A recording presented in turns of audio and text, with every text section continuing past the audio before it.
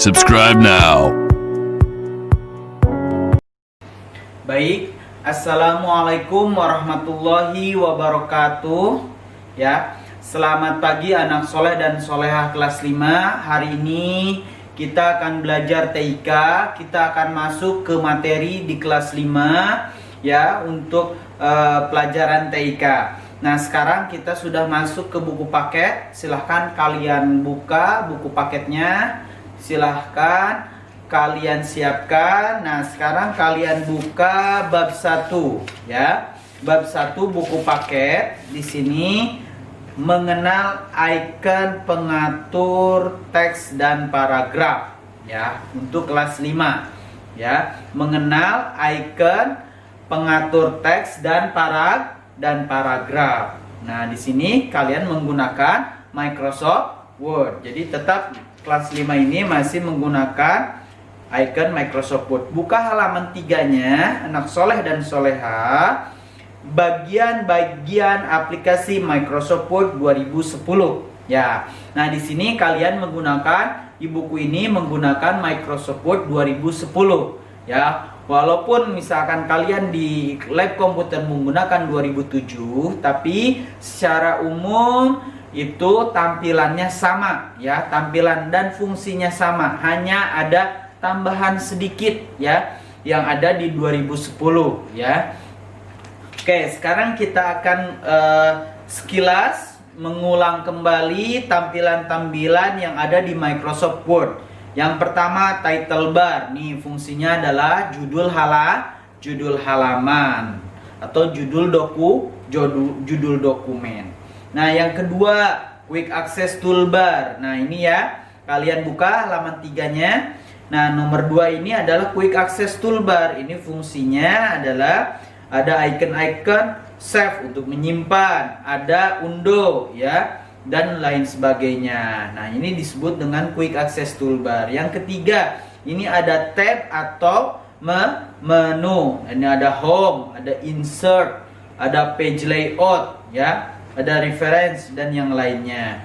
Terus nomor 4, ini ada kumpulan dari grup ya. Kumpulan dari grup ini disebut dengan ribbon ya. Jadi nomor 4 ini disebut dengan ribbon, kumpulan dari grup. Nah, nomor 5 ini baru grup. Nomor 5 ini ada grup font, ada grup paragraf. Nah, grup font misalkan di dalamnya ada icon bold, ada icon italic, ada icon in underline, ada icon font style, ada icon font size, ada icon font color dan sebagainya ya. Nah, nomor 6 ini ada close, ada minimize, ada maximize. Nah, ini untuk close atau menutup dokumen. Di sini nomor 7 ada halaman. Nah, ini adalah page atau halaman yang biasa kalian untuk mengetik. Ya, nomor 8 ini ada page atau halaman. Nah, di sini kalian ada jumlah halamannya berapa, terus kalian sedang di halaman berapa. Nah, ini adalah ada di info halaman nomor 8. Nomor 9 ini adalah zoom.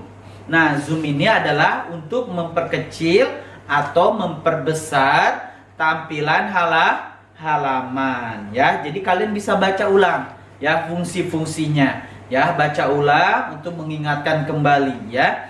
Selanjutnya kalian pada percepat karena di sini untuk materi ini sudah kalian pelajari. Halaman 5 di sini ada modifikasi tulisan ya. Modifikasi tulisan.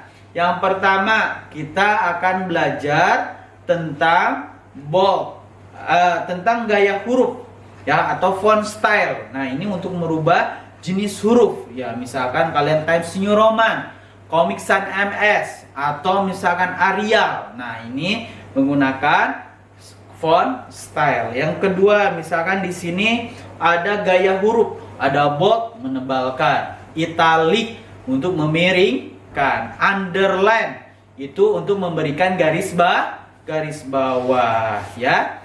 Di sini ada font size ya, buka halaman 6-nya yang ada di tabel ya. Ada font size. Font size ini adalah untuk mengatur ukuran huruf. Font color ini untuk mewarna huruf. Nah, ini sudah kalian pelajari ya. Bold, italic, dan underline. Nah, di sini ada nomor 1 halaman 6 mengubah jenis huruf. Nah, ini untuk merubah-rubah bentuk huruf atau jenis huruf ya. Nomor 2, mengubah ukuran huruf, font size. Nah, ukuran hurufnya besar kecilnya. Nomor 3, mengubah gaya huruf, bold, tebal, underline, garis bawah, italic, miring. Oke, buka halaman lagi. Nomor 4, mewarnai teks, yaitu menggunakan font color ya. Terus nomor 9, nah, halaman 9, mengatur paragraf. Nah, di sini mengatur paragraf ada 4 yang sudah kalian pelajari di kelas 3 ya. Kelas 3 ada legend left, yaitu rata kiri. Kirinya rata, kanannya tidak. Ada legend right, kanannya rata, kirinya tidak. Ada just TV, kirinya rata, kanannya rata. Ada center sebaliknya dari just TV, kirinya tidak rata, kanannya tidak rata. Posisinya ada di tengah ya. Kalian baca-baca lagi ya untuk mengingatkan saja sampai halaman 10 ya. Selanjutnya di halaman 11 baru kita akan masuk ke materi baru, yaitu tentang bullet dan numbering ya. Bullet dan numbering itu fungsinya adalah untuk menandai keterangan dalam bentuk daftar rincian ya. Jadi ketika kalian misalkan ya, rukun Islam ada 5 ya, ada 5. Yang pertama syahadat, kedua sholat, ketiga zakat, 4 puasa, yang kelima haji. Nah, ini bisa kalian menggunakan 1, 2, 3, 4, 5-nya menggunakan numbering misalkan ya. Numbering ini bisa berbentuk angka, bisa berbentuk huruf, ya, bisa A, B, C, D.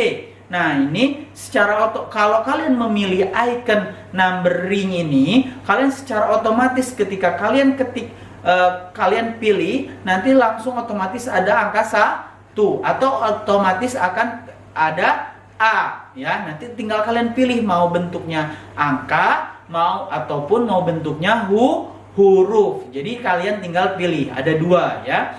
Nanti setelah itu ketika kalian pindah ke nomor 2, itu ketika kamu enter, itu kamu sudah otomatis nomor 2 atau otomatis langsung B.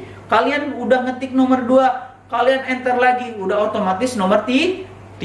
Itu fungsi dari numbering. Jadi kalian tidak repot lagi mengetik angka atau hurufnya ya. Jadi sudah otomatis dan sudah rapi ya, sudah lurus gitu ya. Itu fungsi dari numbering.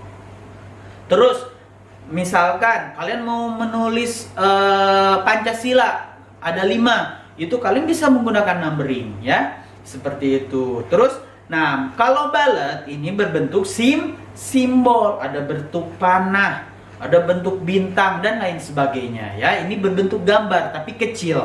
Kalau tadi numbering berbentuk angka atau huruf, nah kalau sekarang itu kalau simbol itu berbentuk gambar tapi kecil. Jadi itu perbedaannya ya. Tapi fungsinya sama ya, untuk melis daftar ya, daftar misalkan seperti rukun iman ada berapa? Ada 6. Nah, itu bisa kamu menggunakan bullet atau menggunakan numbering. Nah, untuk contohnya Pak Dery akan praktekkan sekarang untuk bullet dan numbering. Ini dia videonya. Baik anak soleh dan solehah, sekarang Bapak akan praktekkan bullet dan numbering. Nah, di sini kita ada perbedaan antara bullet dan numbering. Sebelumnya Bapak ganti fontnya menjadi 20 ya, agar lebih besar, agar terlihat sama kalian. Selanjutnya di sini kalian bisa pilih tab home nanti untuk tabnya. Nah, di sini Bapak buat judul terlebih dahulu. Judulnya Rukun Islam. Nah, ketika kalian mau ke numbering, kalian harus enter dulu. Nah, di mana posisi nanti numberingnya? Di sini pilih kalian numbering. Nah, di sini ada beberapa macam numbering. bisa angka titik, angka kurung atau Romawi atau A, B, A kecil, A besar ya. Di sini Bapak misalkan A titik, 1 titik ya, angka syahadat. Nah, ketika di enter itu kalau numbering itu sudah otomatis 2. Jadi kalian tidak harus mengetik lagi angka 2. Nah, di sini sholat 3, zakat misalkan ya. Jadi sudah tidak capek lagi mengetik angka dan rapih ya. Yang keempat puasa, yang kelima haji. Nah, di sini yang keenam ketika kamu mau dihapus, kamu enter lagi. Jadi 2 kali enter. Nah, jadi udah selesai numbering ya. Nah, ini untuk membuat numbering. Kalau mau dirubah tinggal blok sama kalian, pilih lagi numberingnya. Di sini kalian pilih di sini misalkan A, B, C boleh. Nah, ya, di sini Pak Dery tidak dirubah ya. Selanjutnya, kalau misalkan kalian mau membuat ballot. Nah, Bapak buat dulu judulnya terlebih dahulu, terus di sini Pancasila. Nah, Pak Dery enter. Lalu di sini kursornya disimpan di bawah, lalu pilih ballot ya. Di sini ada berbagai macam ballot ya. Di sini bisa kalian pilih, misalkan Bapak yang ini ya, Ketuhanan yang Maha Esa ya. Nah, misalkan di enter lagi, di sini kemanusiaan yang adil dan beradab. Nah, jadi ketika kalian enter itu sudah otomatis numberingnya sama ya, ballotnya ya. Jadi ballotnya sama. Langsung di sini enter lagi, di sini misalkan Persatuan Indonesia. Contoh saja di sini ya. Nah, ini contoh antara numbering dan ballot. Nah, Pak Dery enter lagi, misalkan coba Pak Dery misalkan rubah nih ya. Yang mau dirubah Pak Dery blok nih ya.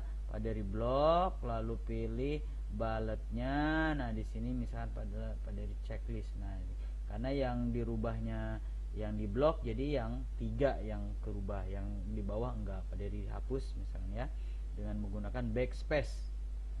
Nah, ini yang pada dirubah, misalkan pada dirubah lagi pada dari blok ya, menggunakan ini ya. Ini ya. Jadi contoh dari ballot. Terus kalian enter lagi, itu bisa langsung otomatis ballotnya sama. Oke, baik. Kelas 5 sudah kalian lihat videonya. Nah, itu caranya menggunakan atau membuat ballot dan numbering. Nah, sekarang latihan kalian ya, karena kalau TIK ini pertama harus memahami materinya, kedua harus praktek. Jadi ada 2 ya. Kalau nggak praktek kalian tidak akan maksimal belajar TIK-nya atau belajar komputernya ya.